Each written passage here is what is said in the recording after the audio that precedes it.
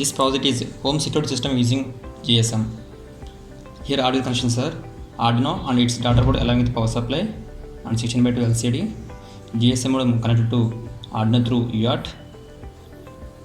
Right controlled by relay, which is connected to Arduino digital pin. Ultrasonic sensor and buzzer circuit connected to Arduino digital pin. Now power on this. GSM initializing.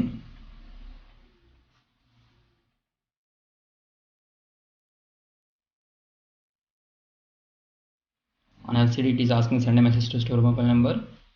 We have to send star mobile number in SMS to this GSM modem.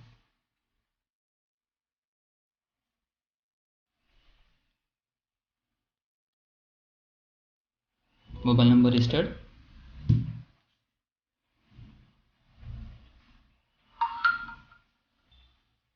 Ultrasonic can detect intruder. We can install at door and any place in home. When intruder detected by ultrasonic sensor, SMS will be sent and our light will be on.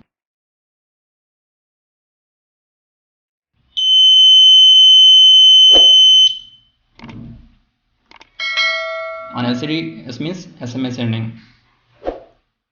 Here light is for alert in night time.